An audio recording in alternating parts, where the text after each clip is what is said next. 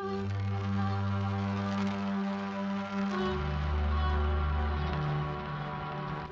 there, do some more. But my first step into recording stuff, you know what I'm saying, for my channel and as a production group is I want to start doing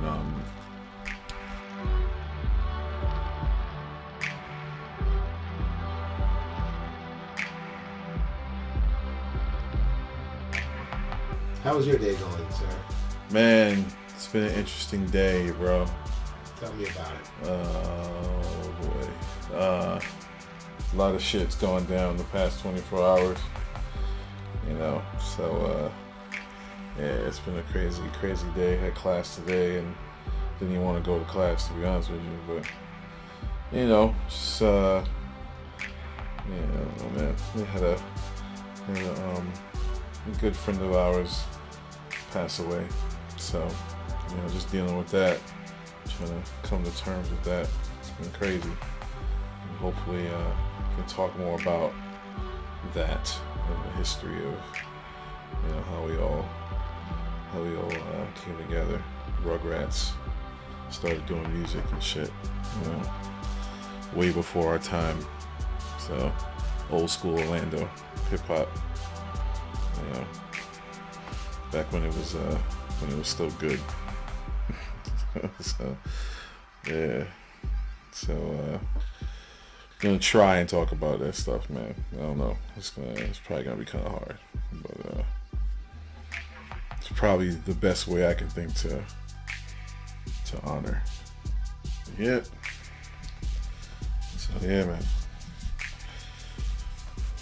trying to put that together, you know, be you know, me and my longtime friend, nevertheless, you know, and some other cats that can't be here right now for this, but they're definitely a part of this, you know. So I'm gonna fill you in on a little bit of the history of the Napalm Federation and the Ozone, how all that shit's got started. 3 notable things or moments you've had being with the Napalm Federation.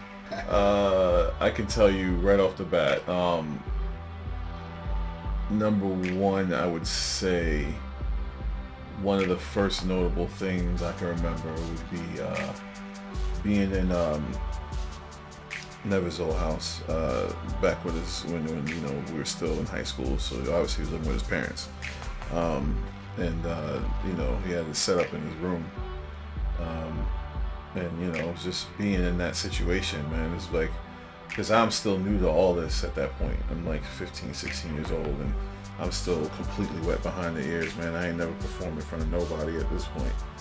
And you know, this is me being in a situation with a bunch of dudes that have no fear when performing in front of people. They don't hesitate. They enjoyed it. They fed off it, you know. And me, I don't even know how I ended up in that situation. Like, to this day, you know.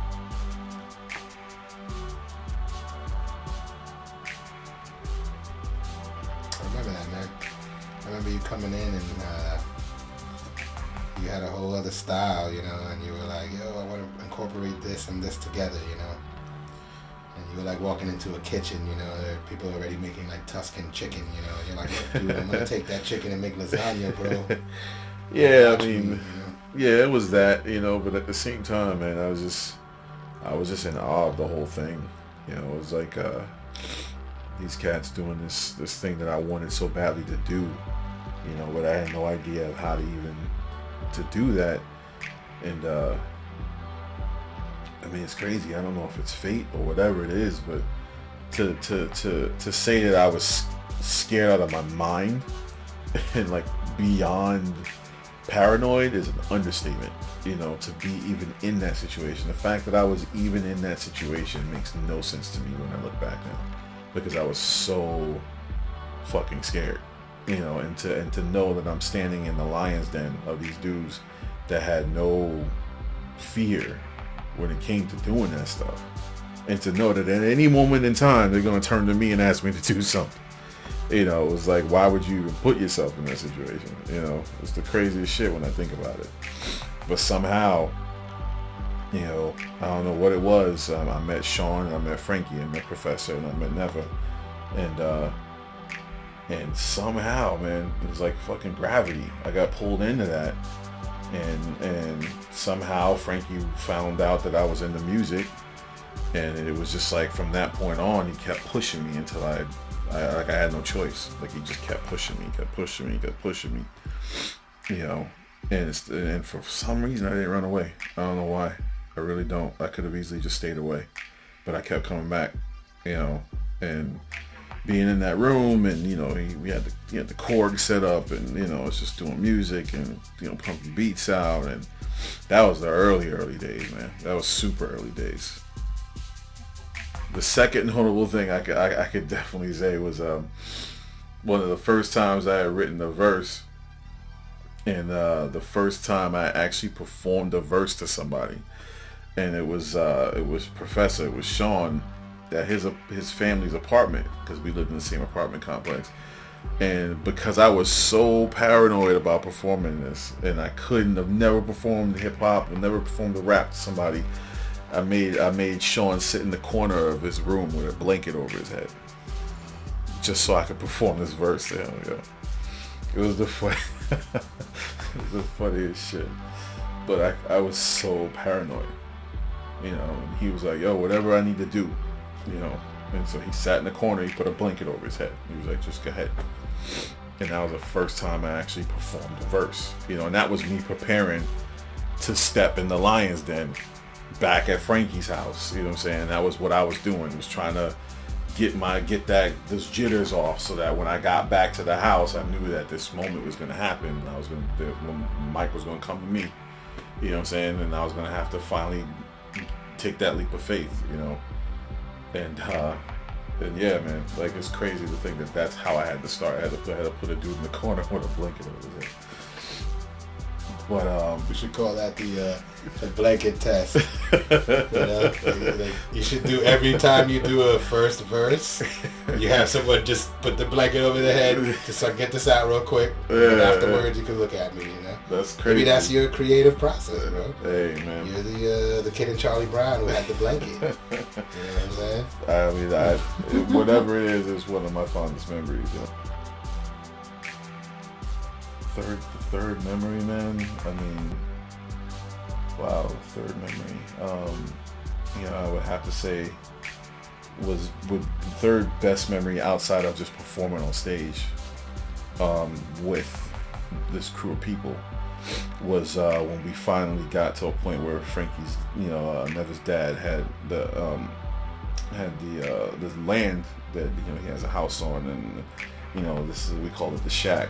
And you know, he had this kind of an outhouse type big utility space turned into a studio for us. And that's when we that's when we upgraded. You know, we left the house and we had our own little spot that we were able to go to on our own. You know what I'm saying? And that was it.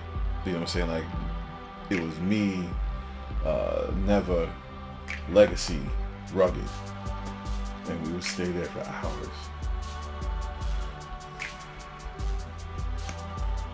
What do you miss most about that time?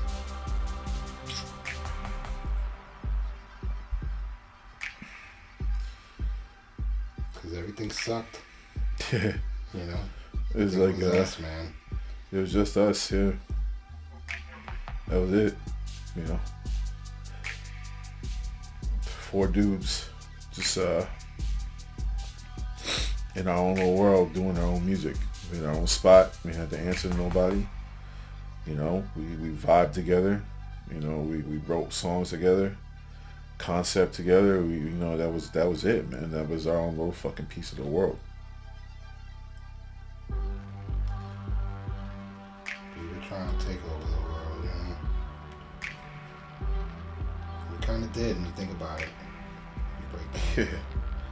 Yeah, no, we definitely put our foot in it. You know, especially when you came to Orlando. You know, that's for sure. You know what I'm saying? I mean, a lot happened in that spot, man. I mean, we put in a couple albums out of that spot. You know, we put a couple solo albums out of that spot. You know, Frankie had his firstborn.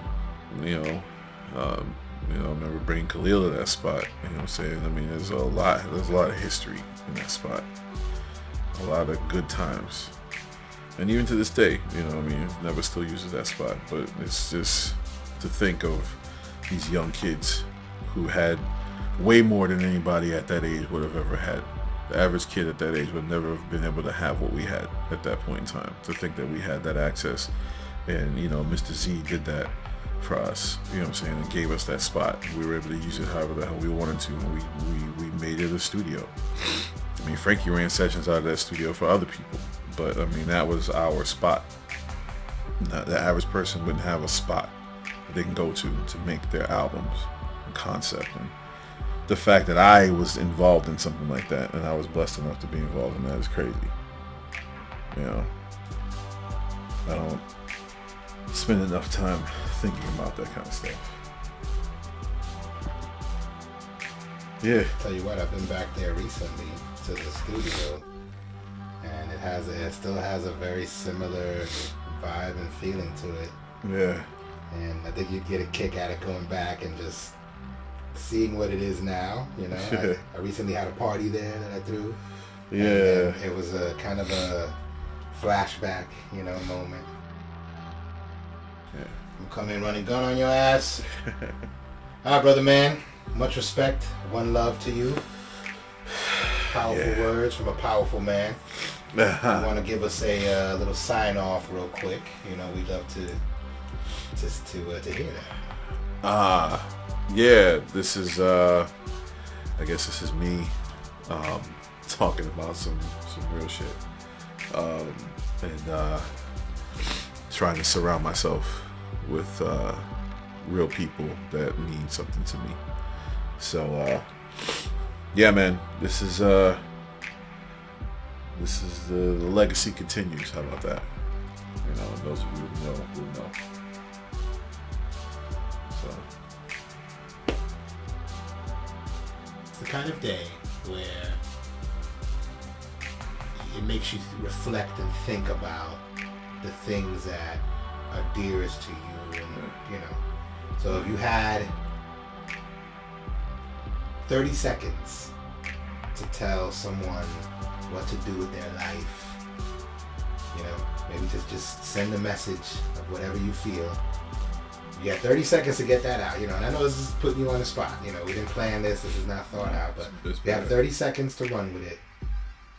Yeah. What would you tell that person? You're in line right now with somebody and you have 30 seconds to drop on them the wisdom and golden nuggets that you've attained over your life. Everything matters on this one moment of you dropping knowledge on them. I mean, I would say if I had to tell somebody, if I had to put into words briefly what I've learned even just in the past 24 hours, you know, after losing somebody really close to me, I would definitely say everything is cliche. You know what I'm saying? And when I say that, I definitely mean, you know, we always like, oh, you know, yeah, I've heard that before. Okay, whatever. Yeah, you know, take time to stop and smell the roses. Oh, I've heard that. Or, you know, take time to, you know, I mean, it's all cliche. It's all, you know, and what I mean by cliche, it's been heard and it's been heard before, but there's a reason for that. You know what I'm saying? If something's been around that long and people have been saying it for that long, there's a reason for that. You know, just because it might be cliche doesn't mean you should shrug it off. Because it's true, man. Like, it's like time goes by so quick. You know, you have people that you spent every day with for years, man. 15 years, 16 years straight. Every day with that person. You know what I'm saying? Every weekend with that person. And then before you know it, your adulthood takes over, and you see less and less of that person. And then before you know it, you see that person once a year, and once every other year. You know, time is so quick, man. It comes in so quick, and it takes away your life like that. And and what I mean is like all those things that were so gratifying, like when we were 16 or 17, it was so simple. Like everything that we needed was so simple. It was right there.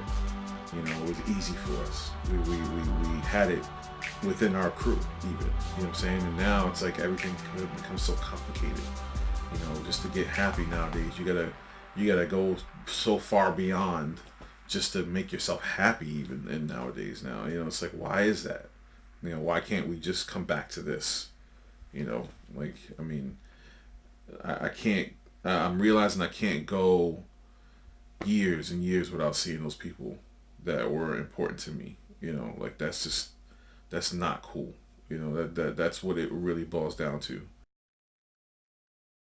Everything that I think of going forward, like all the things that I want to accomplish, they all still involve those people in my life that were important to me at those times in my life. There's no future that I see that doesn't involve those people still.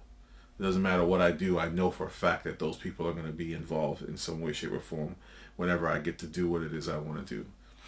And that's great if I get to achieve that. But I could walk out tomorrow and have a car accident. I can not wake up tomorrow. You know what I'm saying? So it's like, in that time that it takes me to get from where I'm at to where I want to be, am I still talking to those people? Am I still connecting with those people? Am I still spending time with those people? You know what I'm saying? Like that's what really matters, man. It's like taking advantage of the time that you have right now, not preparing for some future that may never come. Because before you know it, that time is gone. Like you don't have it back. You know.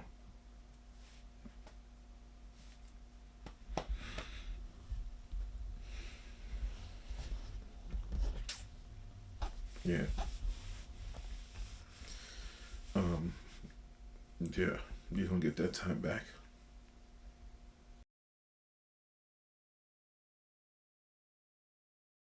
Like your hat, by the way. Yeah. That's that classic. That's what. Very throwback. Very befitting.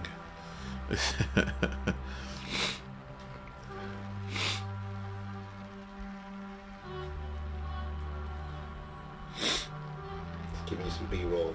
Yeah. Yeah. Do the choreography and stuff for it. We're gonna do some location scouting on Sunday.